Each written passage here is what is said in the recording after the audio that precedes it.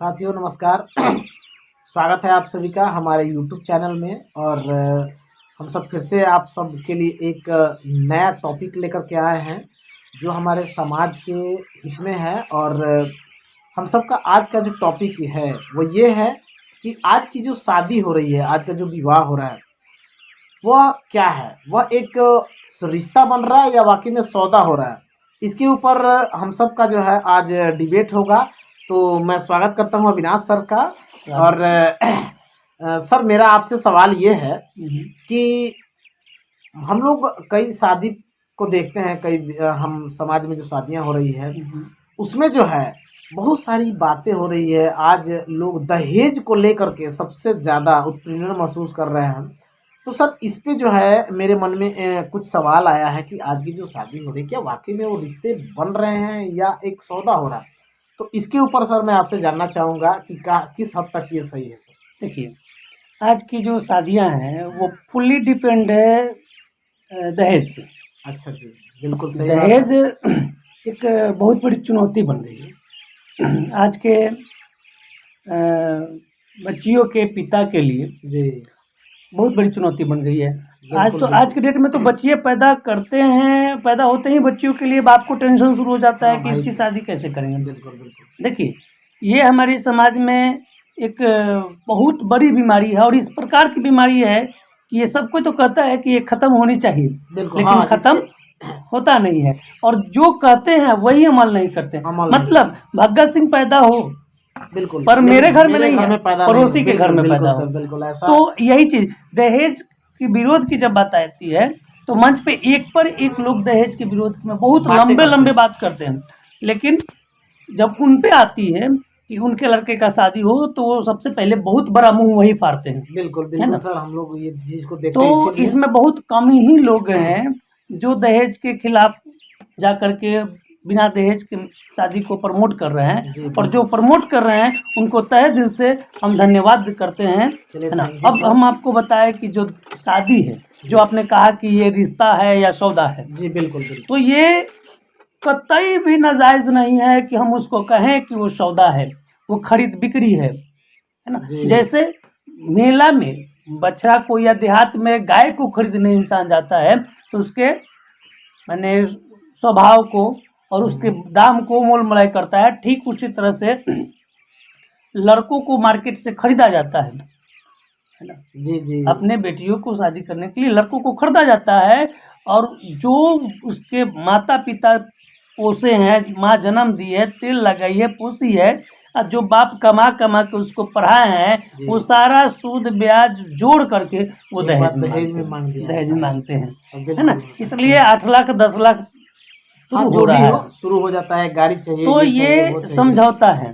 जब वो लड़की के पिता दर दर भटक करके पैसे व्यवस्था करते हैं और उस लड़का वाले को देते हैं तो उस समय लड़की के ऊपर क्या बीतता होगा। बिल्कुल यही कारण है कि वो उस घर में जो है एक बेटी बन के नहीं, हमेशा बहू बन के आती है, मुझे जहाँ तक समझ में आता है। तो यही मुख्य कारण है कि ये दहेज का सबसे बड़ा समस्या वहीं पे परिवार टूटने का सबसे बड़ा बीजारोपण हो जाता है। दहेज जो है, अब बच्ची के पिता परेशान है तो बच्ची को भी तो उससे सब कुछ दिख रहा है, दिख रहा है, से सब कुछ दिख रहा है। अब छोटे छोटे अंगूठी के लिए, सूट के लिए, कपड़ा के लिए, जो थोड़ी थोड़ी बात के लिए जो टचर किया जाता है। अब एक और चीज हम आपको बता दें, आप हम सब कोई बारात में जाते हैं, शादी में जाते हैं, मतलब शादी नहीं एक युद्ध की तरह होता है। लड़की वाले अलग माने अपने रोब में हैं, लड़के वाले के हम लड़का वाले हैं, लड़का पक्ष के हैं, तो इनमें एक अलग रोब होती है, तना होता है। वो लोग कहते हैं कि हाँ वो लोग बारात आया है, बरतिया ऐसे कर दिया। लड़के वाले कहते हैं लड़की वाला ऐसे कर दिया, ऐसे नहीं स्वागत किया। मतलब एक रिश्ता नहीं, एक युद्ध की तरह तनावपूर्ण स्थिति बना रहता है। तब तक डर रहता है जब तक कि विदाई न हो जाए। बहुत जगह देखा गया है कि विदाई के समय भी मरवा उखड़ गया।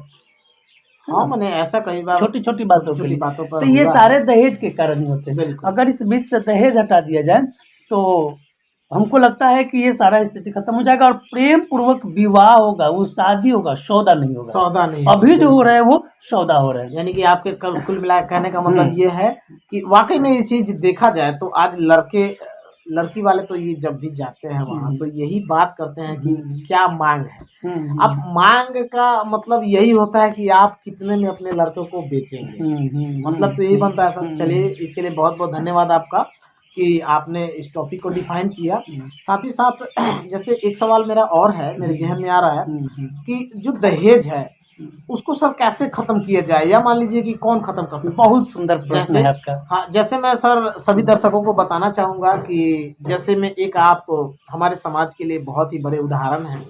इन्होंने आइडियल मैरिज कर रखा है, हमारे अविनाश सर ने, इसके सर को बहुत बहुत धन्यवाद। और दहेज मुक्त शादी किया। तो सर मैं यही चाहूँगा कि आपसे ये हमारे आज के जो युवा हैं वो प्रेरित हों और अपने समाज में इस बुराई को ख़त्म करें। तो सर दहेज को कैसे ख़त्म किया जा सकता है? देखिए, ये बहुत सुंदर और बहुत बढ़िया क्वेश्चन आपने रखा है मेरे सामने। मतलब ये हम मैंने कह नहीं सकते हैं अंदर से कि कितना बढ़िया क्वेश्चन आपने रखा है। पता नहीं कहाँ से आप इतना सुंदर क्वेश्चन निर्माण करते हैं। देखिए, नहीं, हम कहीं ना कहीं अब तो सुनिए खत्म थोड़ा करना सा पड़ेगा कि दहेज खत्म करने के लिए लोग बहुत सारी, सरकार भी बहुत सारा मिशन चला रहा है, बहुत सारे नारे हैं, लेकिन किससे कहा जा रहा है दहेज खत्म करने के लिए? अरे मेन जो दहेज का जड़ है वो तो खत्म है ना, उसको तो कहा ही नहीं जा रहा है। बिल्कुल सर, मैं कहूंगा कि लड़की दहेज की जड़ है। अब आपको तो आश्चर्य हो रहा है कि भाई लड़की कैसे दहेज की? लड़की दहेज की जड़ है। जैसे अब देख लीजिए, आप हमारे दर्शकों को बताएं। हाँ, जरूर बताएंगे दर्शकों को कि दहेज की जड़ लड़कियां कैसे है। कैसे बताइए? लड़कियां है मैट्रिक पास, ठीक है। आप जाते हैं लड़का खोजने तो आप खोजते हैं सरकारी नौकरी वाला। इंटर हो ग्रेजुएशन हो तो सरकारी नौकरी वाला हो या प्राइवेट ही। लड़की में कोई हुनर नहीं है, वो खुद एक दिन भी अपना भरण पोषण अपने कमाई से नहीं कर सकती है, लेकिन आप चाहते हैं कि लड़का मिले बिजनेसमैन जो करोड़ों में कमाता हो। तो वहाँ पे जो बेमेल शादियां हो रही है, यही दहेज का मुख्य कारण है।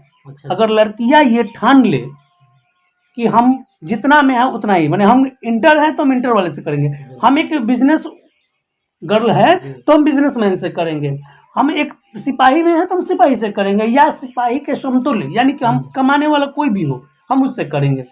अगर हम नौकरी में नहीं है, हम पैसे में नहीं है, तो हम नौकरी वाले से नहीं करेंगे, है ना। अगर ये ठान ले लड़कियां तो उसके पिता को दहेज नहीं लगेगा, क्योंकि ये बेमेल शादी का कारण ही है दहेज। चलिए, मैं इस बात से सहमत हूँ, लेकिन सर ये भी तो हो सकता है। अच्छा, एक बात बताइए सर, लड़के कभी तो ये नहीं कहते हैं कि हम नौकरी वाले हैं तो नौकरी वाला से ही करेंगे। नहीं, लड़के कहते नहीं है, लड़के वाले भी तो नहीं कहते हैं।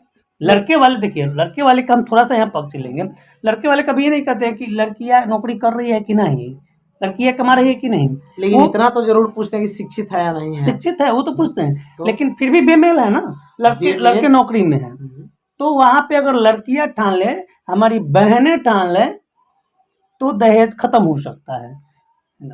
दहेज तो खत्म हो सकता है भाई, ये तो बात सही है कि कहीं ना कहीं जो है आज हक दोनों को बराबर मिला हुआ है कि भाई ये भी पढ़ने जाए वो भी पढ़ने जाए। लेकिन तब रहा सवाल कि कई बार ऐसा होता है कि कुछ मजबूरी वश, कुछ कारणवश, या जैसे भी आज हमारे समाज में लड़कियों को जल्दी शादी कर दिया जाता है, या मान लीजिए उनको उस हिसाब से मौका नहीं मिल पाता है पढ़ने लिखने का, या कुछ परिस्थितियां आ जाती है, या कुछ बातें हो जाती हैं, बहुत सारी बातें हैं।